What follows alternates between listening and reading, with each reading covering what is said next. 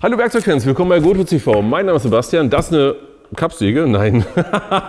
Das ist eine Bandsäge und das ist? Andreas. Genau, wir haben hier heute eine Bandsäge mit einem durchzugsstarken 350 Watt Motor für Hart- und Weichholz. Und auch Laminat- und Plattenmaterial und sowieso allem eigentlich. Kannst du Würstchen mitschneiden. Metall. Aber ob wir Metall, nein, dafür ist sie nicht angegeben. Aber ob sie wirklich weich und Hartholz schneidet, werden wir uns in diesem Video angucken. Denn wie gut. Wir haben hier eine Säge für 99,99 €. Genau, also für knapp 100 € eine Bandsäge. Und wir wollen unbedingt mal rauskriegen, was taugt eine Bandsäge für 100 €. Finde ich super spannend, denn eine Bandsäge sollte ja vor allem Kraft haben und präzise sein. Ansonsten ist sie irgendwie für gar nichts gut, außer du machst Brennholz. Und dafür gibt es bessere Maschinen. Das wollen wir rausbekommen. Und wie immer kannst du dich etwas gewinnen. Und zwar was? Werkzeug. Richtig. Du kannst bei uns auf die Seite gehen und wenn du gewonnen hast, kannst du sogar aus einem Pool von Werkzeug etwas aussuchen. Das ist doch der Hammer. Schau dir gerne mal die Seite an, wo wir auch den Gewinner bekannt geben. Da sollst du einmal in der Woche raufschauen, weil wir jede Woche mindestens eigentlich zweimal Werkzeug verlosen. Also schau auf jeden Fall mal rein. Alles, was du zu machen musst, ist einfach mal Folgendes machen. In die Tasten hauen und zum Beispiel uns in diesem Video sagen, wie findest du das Ganze, welche Bandsäge hast du oder was auch immer. Ja? Übrigens, wenn du in mehreren Videos kommentierst, hast du auch mehrere Gewinnchancen. Also unsere Videos schauen, kommentieren, dabei sein und dann dein Werkzeug aussuchen. Und jetzt schauen wir uns erstmal diese Säge an und wie gut ist die eigentlich. So, hier haben wir sie, unsere wunderschöne Bandsäge. Ich bin echt gespannt. Sie ist noch original verpackt, also wir haben noch nicht reingeschaut, wir wissen nichts. Das ist also wirklich das erste Mal, dass wir uns die Säge hier live für euch anschauen. Das Interessante ist, was mich super überrascht hat, war Folgendes. Wir haben ja eine Säge von Lidl, also vom Parkside. Ja. Ja? Und wer macht denn den Service dafür? Na natürlich Scheppach. Aber ist das jetzt eine Scheppach oder eine Parkside? Na, ist eine Parkside. Aber Scheppach macht den Service dafür. Naja, und Dinge die baut die passiert. vielleicht auch. Vielleicht baut sie die auch, denn auf der Seite von Scheppach haben wir mal geschaut und was finden wir dort? Die HBS 25 mit einem 350 Watt Motor und einer selben Durchlassbreite. Höhe, Breite, genau. Alles dasselbe, aber für einen Preis von? 89 €. Genau. Es kann natürlich sein, dass irgendwas anderes an der Säge ist, das wissen wir jetzt nicht, aber finde ich erstmal interessant. Wir schauen uns jetzt die Säge an und machen die einfach mal live auf. Ich bin super gespannt, pass mal auf. Wir wollen nicht wie letztes Mal, wo ich dir den Finger abgeschnitten habe. Das durfte ich nicht sagen, ne? Oh, hier ist der Tisch. Och Gott, die ist aber schwer. Och, Nicht. nicht wirklich. Das ist hier unsere Bandsäge. Also ich sag mal, für 100 € kriegt man eigentlich eine ganze Menge, ja? Weil ist schon eine Menge Material. Ich würde sagen, vom Gewicht her, wie 10, 15 Kilo wird das wiegen. Und hier ist auch ein massiver Tisch. Den müssen wir jetzt noch montieren, vermute ich mal. Schau mal bitte, ob da ein Schlüssel dabei ist. So, wir haben einen Schraubendreher dabei. Haben wir auch einen, ja, Sechskant, den brauche ich, genau. Jetzt haben wir erstmal hier das hier und das müssen wir hier dran montieren. Du guckst in die Anleitung, ich mache schon mal Dinge. Dabei folgende Werkzeuge. Innensechskant, 1, 2 und 3 und ein Kreuzschlitz. So, also das hier durch. Das runterlassen, oder? So, also ist eigentlich ziemlich einfach. Das kriegen wir hin. So, fest. Da liegt es auf Schraube auch? Ja, das ist Ja, auch genau. Aber das kann man ja dadurch die Schraube justieren. Und ich könnte jetzt so machen. Guck mal. Alter, was ist denn da los? Das ist halt nicht ganz. Aber okay. Also ich habe das Teil nicht angebaut. Ich muss das ja, das muss ich schon machen. Aber da hat man schon mal gesehen, wie wenig massiv das Ganze ist. Weil normalerweise bei einer Bandsäge hast du hier einen massiv gegossenen Tisch, der nur entsprechend oben abgefräst ist. Da hast du häufig so 2-3 mm Vollstahl, sage ich immer, oder auch Aluminium, je nachdem. Und sowas wie das hier hast du in der Regel nicht. Ja, aber gut, wir haben ja hier 100 €, was willst du dafür erwarten? Aber schauen wir mal, wir wollen ja vor allem auch was sägen. Ja, schaut mal. Ich habe es jetzt hier festgezogen, aber so gerade. Oh du Scheiße. Nee, warte, das kann so nicht sein. Da kann ich ja hier noch einen Finger unten drunter stecken. Hä? Hier ist so ein Teil, das legst du hier eigentlich rein. Guck mal hier, da ist halt so ein Huckel. Also so, ich mach's mal andersrum drauf. Muss es doch so drauf, ja? Das ergibt sonst keinen Sinn. Also wenn es vorher andersrum drauf war, dann war es sinnvoll. Wahrscheinlich war es meine Schuld. Nee, es war meine Schuld. Wir sagen einfach, war meine Schuld, ist doof. Jetzt ist das gerade. Das Gute, es steht in der Anleitung. Ja. Wenn ich jetzt keinen Andreas gehabt hätte, hätte ich jetzt nicht gesehen, dass es komplett hohl liegt. Also, naja, aber immerhin ist es auf der gleichen Höhe. Ja, also es ist jetzt immer noch gleich hoch, aber dafür haben wir hier so eine Welle drin. So, okay. Haben wir das schon mal. So, jetzt wird es ja erst wirklich interessant. Wir gucken hier mal rein. Wir machen das hierhin auf und hierhin auf. Und drauf. Ach, gucke mal. Wenn es das noch von alleine macht, dann ist schon mal viel wert. Für mich kommt jetzt ein ganz wichtiger Test, nämlich wir stecken die jetzt einfach mal in die Steckdose und gucken, ob die mit offenem Gehäuse läuft. Weil aus meiner Sicht darf das nicht funktionieren. Nein, weil da oben, da ist der Schalter und dieses Ding geht da rein. Wenn du den drückst, oh Gott. Ach, hier unten muss auch noch einer sein. Da. Ja, also wir haben hier Sicherheitsschalter, das ist schon mal gut. Ich glaube, das ist aber auch Vorschrift. Dann lassen wir jetzt mal eigentlich die im Originalzustand und probieren es aus. Unangenehm. Was ist hier los? Was ist denn hier los? Moment. Das müssen wir jetzt nochmal machen. Also, ich schalte sie ein. Wir gucken auf diesen Tisch. Warte, wir legen mal so eine Holzplatte drauf. Sieht man es, glaube ich, noch mehr.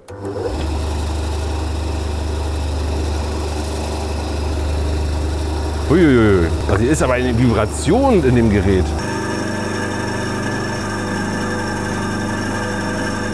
Aber wir probieren es mal aus. Also das weiße Holz, was wir haben.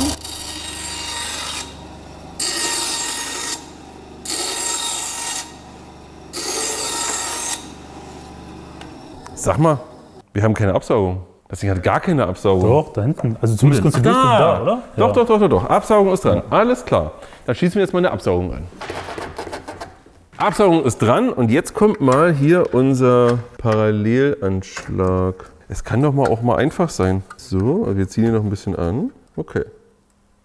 Ja, ist ja nicht perfekt, aber es zieht sich grob richtig. 23,5, 23. Also ich habe jetzt mal bewusst das falsch gemacht und falsch hingezogen, aber das wollen wir gar nicht, sondern ich stelle es mir hier ein auf, ich sage mal 50 mm. Wir gucken jetzt mal auch, ob wir 50 mm abschneiden. Jetzt habe ich es richtig gemacht, ziemlich genau 20 und hier sind es jetzt, naja, irgendwie nicht genau 20. Ja, 19,9 vielleicht. 19,8. Ja, 19,8. 19,9. Ja. Also ich sage mal so, es geht nach hinten nicht auf, sondern eher zu, das ist auch doof. Wenn du bei jedem Schnitt gucken musst, dass er hinten offen ist, also halbwegs gerade ist das okay, aber wenn er dann halt auch noch das zumacht quasi, dann hast du ein Problem. Weil was passiert dann? Du schiebst das dagegen und erstens im Zweifel könnte es passieren, dass du einen Rückschlag bekommst, ja, dass es irgendwie sich da hinten verklemmt, oder dass du einfach für die schiefen Holz schneidest. Ja, und das Band dann auch irgendwann. Ja, das Band wird dann schief und krumm und ach. So, wir schauen uns mal Folgendes, wir gucken mal, zack, 5 cm, klappt das oder klappt das nicht? Also, warte mal. Moment, das passt nicht. Wir sehen jetzt hier, wir haben ganze 4,6, 4,7 cm geschnitten. Und das passt hier natürlich genau durch. Aber wir haben hier auch einen Abstand von 4,6 cm. Ja, soweit passt das. Aber das passt überhaupt nicht überein hier mit der Skala. Weil ich habe es eigentlich auf 50. Also das stand auf 50. Also die Skala ist so, naja, mal gucken. Ja. Ist ein grober Anhaltspunkt. Man muss natürlich auch sagen, man sieht hier relativ breit einen Spalt. Ob das jetzt hier, wo das angelegt ist, keine Ahnung. Sei es drum. So, wir haben jetzt hier aber das kleinste an Material, oder das weichste an Material, was wir gefunden haben. Nämlich so eine Art Tischlerplatte, das ja innen drin wirklich, genau. Das könnte man ja, ich glaube. Es fühlt sich auf jeden Fall so an, als wenn man es brechen könnte. Ich weiß nicht, ob da so Pappelholz drin ist, also auch extrem leicht. Na gut, passt nicht. Aber es hat ein bisschen geknackt in meiner Hand. Jetzt probieren wir mal richtiges Vollholz. Und ich würde einfach mal sagen, lass doch mal das hier schön einmal komplett hier durchschieben.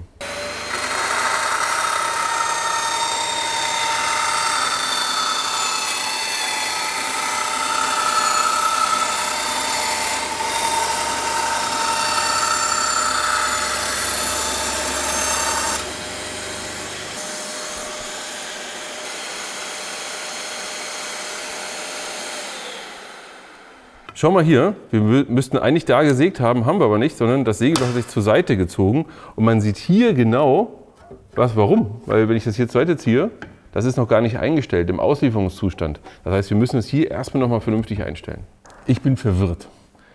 Wir haben hier an der Stelle ein Kugellager. Ich zeige euch das mal. Da haben wir ein Kugellager. Okay, aber das ist gar nicht hier am Blatt dran. Ich wüsste jetzt gar nicht, wozu das da sein soll. Und wir haben hier auch so eine Konstruktion, eigentlich sogar ohne Kugellager. Wir haben hier so eine Art Stangen, die wir festmachen müssen. Das heißt, wir müssen jetzt mal einfach mal eine Stange lösen. Der Standard ist eigentlich, dass du Kugellager hast, die rechts und links an dem Sägeblatt dran liegen und es führen, sodass du einen perfekten geraden Schnitt hinbekommst. Hier an der Stelle haben wir aber keine Kugellager, sondern wir haben das hier. Wir haben einfach nur so eine Stangen und diese Stangen hier, die wir haben, die sollen da einfach so eine Art Anlagepunkt bieten. Und ich führe das jetzt einfach mal. Ja, und jetzt haben wir, das ist unser Problem. So, das müssen wir jetzt nochmal einstellen. Okay. Also im Auslieferungszustand ist auf jeden Fall nicht richtig. Jetzt muss ich die andere Seite auch noch machen. So. Übrigens ganz wichtig, schalte es dabei nicht an. Ja? Also, ach so, das ist ja völliger Quatsch. Das ist ja so richtiger Quatsch. Das hintere Kugellager ist dafür da, um den hinteren Anlagpunkt zu machen. Aber wir haben das Blatt, was so läuft, und das Kugellager macht nicht diese Anlage, sondern die Kugellager, das eigentlich so gelagert ist, liegt hinten einfach an. Warum auch immer. Das macht ja gar keinen Sinn. Also dieses Kugellager da. Kannst du es verstellen? Hier, guck dir das an. Ist das an der falschen Stelle einfach? Ja, also hier so liegt das an. So. Also ich mache das jetzt fest, wie ich das denke. Gar nichts. Ja, naja. So, komm, ran. Also nur, dass wenn du gegen das Blatt von vorne drückst, es nicht weiter hinten rutscht. Genau, aber wozu denn hier ein Kugellager ist, weiß noch keiner. Das war halt noch, war ein übriges Teil. Genau, war noch da. Manche Kugellager müssen auch mal weg, ja. Neuer Schnitt, neuer Test.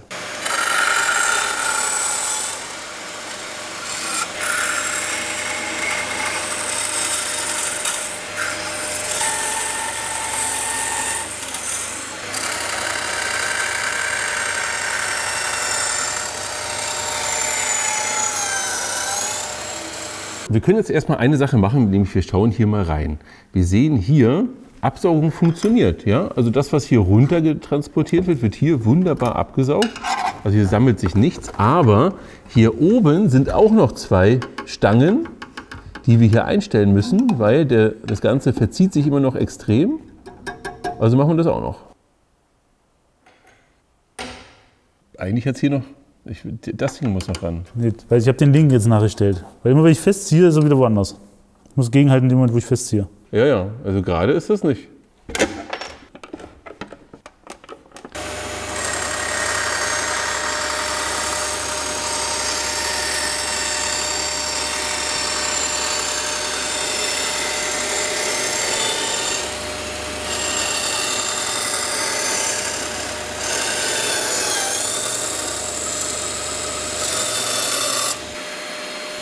Also eigentlich hätte ich gesagt, der Schnitt war nicht verkehrt, weil es lief erstmal halbwegs gerade, weil die Anlage war halt schon schief, von daher war es gerade. Aber hier hinten ist er plötzlich abgebogen, hast du selber gesehen? Er ist einfach abgebogen, aber so richtig. Er ist abgebogen ins Nirvana. Der hat mal gesagt, hallo, wo ist Peru? Ja, und ich bin hier gerade in Dortmund und ich will mal ganz weit weg. Also was ist denn da los? Ich habe also es wirklich ganz normal angelegt, ganz normal durchgeschoben. Aber hier gab es irgendwas im Holz scheinbar oder irgendwas, wo die Maserung es weggezogen hat. Hier, lass es noch ein Stück weg und dass sie hier schon einen Schnitt dran hatten. Ist richtig krass. Ja, ihr seht ja auch hier, wie viel das ist. Hier an der Stelle irre. Also das ist echt blöd.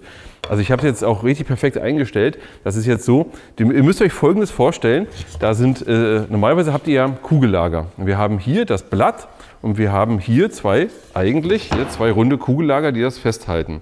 Das heißt, die Kugellager sind so gelagert, dass ich sie nach rechts und links stellen kann. Hier habe ich aber einfach nur zwei Stangen und die Stangen machen so. Theoretisch würde das ja schon okay sein, aber die Stangen machen nicht so, sondern die Stangen machen so. Hallo.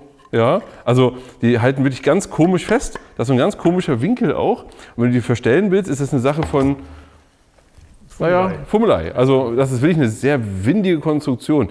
Ich muss ehrlich sagen, da machst du doch bitte 5 Euro teurer oder 10 und mach da Kugellager ran.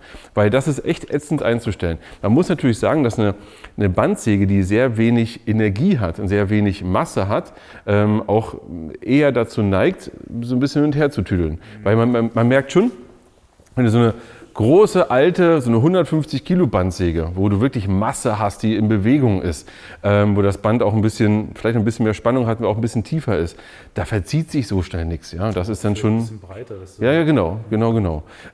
Okay, aber ich sag mal, sägen kann sie, aber sie biegt halt ab. Aber wir haben ja gesagt, Hartholz, nee, Weichholz und Hartholz. Und jetzt machen wir mal Hartholz. Genau. Wir haben übrigens Eiche rund 2 cm, also nichts Schlimmes. Mal gucken.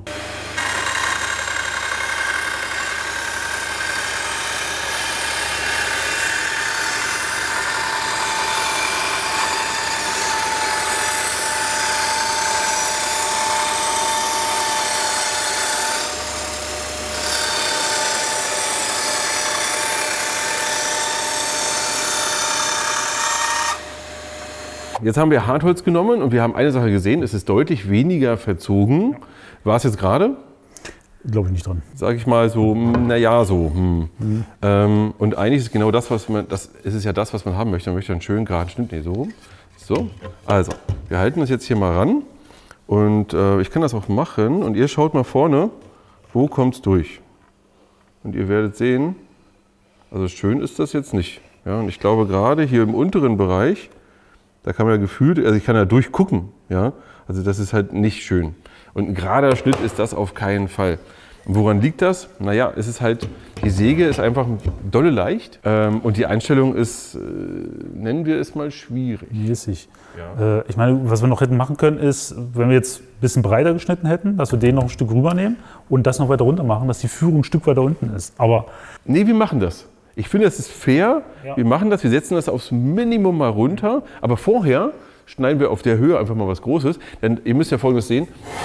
Manche von euch kennen das ja nicht. Das heißt, ich kann ja hier das hier noch hoch und runter stellen. Ja? Und damit stellst du 2 Dinge ein. Nummer 1, das Thema Sicherheit. Das heißt, du sagst nicht, maximale Höhe immer durch, sondern dann hast du natürlich eher die Chance, auch mal reinzugreifen. Das willst du ja eigentlich gar nicht. Ja? Das zweite Thema ist natürlich, also nicht nur Sicherheit, sondern auch, dass die Führung des Blattes, je tiefer sie ist, umso weniger kann das Blatt natürlich verziehen. Ergo, wir werden jetzt genau dasselbe machen. Also tiefer geht es ja hier eigentlich nicht. Weil wir haben so ein dünnes hier war die Linie auf. Nee, ja, weil wir so einen dünnen Schnitt haben. Sondern wir müssen jetzt hier nicht heran und dann können wir es richtig runterstellen. Dann machen wir jetzt Folgendes. Das nach oben, das fast ran und fertig. Was ich übrigens gut finde, vom Hause aus kommt das Blatt vernünftig gespannt. Das heißt, es verläuft nicht, es macht nichts, es ist ordentlich draufgespannt. Könnten wir dann auch nacharbeiten, hier hinten mit dem Hebel, aber das läuft erstmal. Jetzt stellen wir aber auch den Anschlag mal komplett richtig ein. Nicht, dass der eine Biegung hatte. Das ist jetzt mal fair. 17,6. 17,6. Ja. Feuerfrei.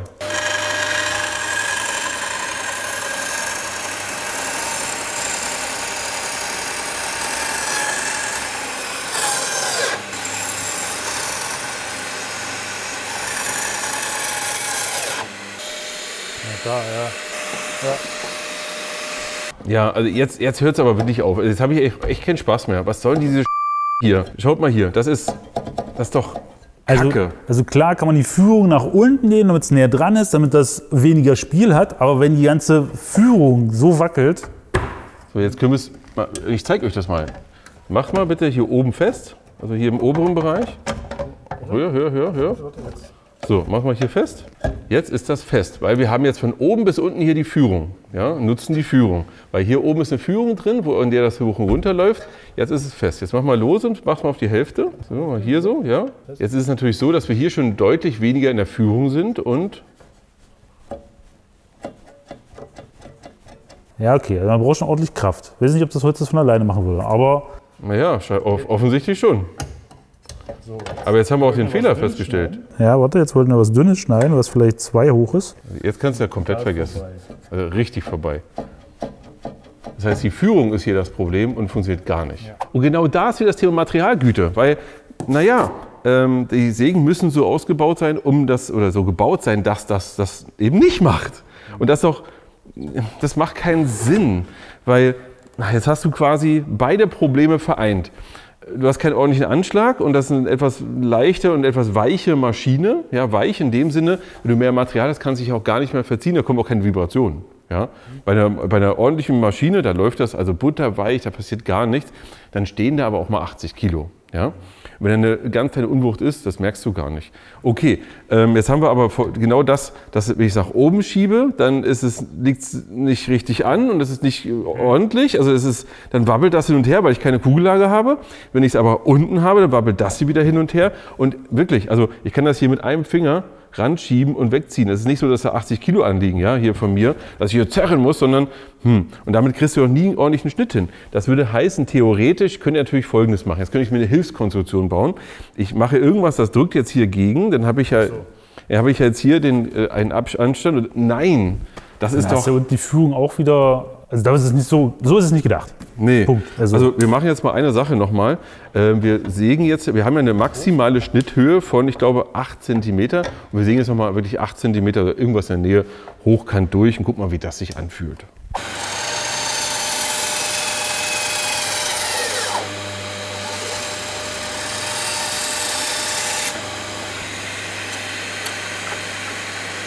Jetzt haben wir das nächste Problem, nämlich das Thema Winkligkeit. Und weil es ja so sehr schlecht sichtbar ist, habe ich auf jeden Fall ein Licht dabei. Ja, also Licht brauchen wir gar nicht. Also ihr seht ja hier, das kippt ja richtig ab. Also so wenig ist das hier im Winkel. Und das ist auch noch verzogen. Also auch so ist es wieder nicht gerade. Nee, einfach mal nee. Also so richtig nee. Wir haben jetzt weiches Holz gesägt, verzogen. Wir haben es eingestellt, hat nicht gut funktioniert. Wir haben es oben eingestellt, unten hat weiches Holz hat nicht funktioniert. Wir haben es dann nach unten gestellt, hat es eigentlich gar nicht funktioniert. Das war erstmal wahrscheinlich Glück, dass beim Hartholz so halbwegs durchlief. Mich wundert es, dass es beim ersten so halbwegs gut war. Genau, es muss einfach so in der richtigen Frequenz gelegen haben. Das hat auch nicht funktioniert. Wenn wir jetzt in der Höhe sind, kippt es vom Winkel her ab. Ja. Und hat auch gestoppt, wobei es gestoppt hat, weil es vielleicht auch zu doll anlag, wobei nicht hatte Spiel. Hätte eigentlich nicht, nee, zu wenig Kraft, würde ich sagen. Ja, also die 350 Watt ist auch einfach zu wenig Kraft dafür. Ja. Ja. Andreas, wie ist dein Fazit? Ich weiß gerade nicht, wofür ich es überhaupt nehmen würde. Wenn du sehr dünne Sachen schneidest, hast du ja trotzdem dieses Verziehen. Dann ist es nicht genau, also nicht gerade und nicht da, wo du willst wahrscheinlich. Für, ich sag mal, Brennholz machen, irgendwas Grobes, bräuchst du mehr Power, weil sonst bleibt die stehen. Und du hast ja nicht immer hier so ein Pappelholz. Ja, ja. Schwierig. Genau, schwierig. Also so zum Basteln für ein kleines Kind. Also klein. Nein. Einsteigermodell, irgendwas könnte ich mir noch vorstellen, dass du sagst, okay, du stellst so ein Ding in der Schule. Nee, auch nicht. Nee. Also wichtig, Sicherheit, lass keine kleinen Kinder an diese Geräte. Das wollte Andreas auch gar nicht sagen, sondern wenn es nicht so auf Qualität ankommt, dafür vielleicht, aber wann kommt es denn beim Arbeiten nicht darauf an, dass es höchstens mal auf einen Millimeter genau ist? Selbst im Werkunterricht in der Schule wird es wahrscheinlich, wenn es schief ist, auch eine schlechtere Note geben. Also bringt sich auch nicht weiter. Genau. Ich habe keine Ahnung, wer der Anwender ist für dieses Gerät, weil der Profi wird sowieso nicht nehmen, der Heimanwender, für den ist es zu ungenau, der Bastler, der sagt, ich baue die komplett auseinander, will nur einen Motor haben, ist zu teuer, weißt du, was ich meine? Also ich weiß nicht, keine Ahnung. Es ist zu günstig produziert, für den Preis kriegst du es nicht ordentlich hin. Das ist auch kein Parkside-Bashing, kein Scheppach-Bashing, sondern Parkside und Scheppach haben keine Chance, für dieses Geld eine bessere Maschine herzustellen. Und die ist gar nicht. Auf den ersten Blick sieht die gar nicht so schlecht aus. Wenn du guckst, sonst hast du ja schon so eine Billigkabel. Genau. Ich war überrascht, wie gut das Kabel eigentlich auch schon wirkt. Das ist ja manchmal schon so ein Indiz. Ja. Aber... Genau, also vom rein Auspacken, einmal hinstellen, sagt man sich, ach, so schlecht ist gar nicht. Genau. Aber ich sage euch als Fazit, kauft bitte eine vernünftigere Säge. Kauft das ist wirklich zweimal kaufen. Du kaufst es und sagst dann erstmal, naja, und nach 2 Monaten, wo du es nicht mehr zurückgeben kannst, hast du es mal richtig ausprobiert, dann steht es da und du kannst damit nichts anfangen. Was machst du damit? Wem schenkst du das? Deinem Nachbarn, den du nicht magst höchstens. Ja? Also insofern, nee. Wenn du mal wissen möchtest, welche Bandsägen richtig gut sind, ja, habe ich dir hier oben mal 2 Videos verlinkt. Einmal Parkside gegen Makita, Metabo gegen Makita und Einhell, Makita, Bosch, wieder kein Bosch, Metabo bis hoch zu Record Power. Alles mal in einem Video. Schau das gerne mal an. Da findest du auf jeden Fall das passende Gerät für dich. Das muss nicht super teuer sein, wirklich gar nicht. Da sind wir auch, ich glaube, im Preisbereich unter 500 €, wenn ich mich richtig erinnere. Aber für 100 € wird das nix. Ich sehe gerade, den haben wir überhaupt nicht behandelt.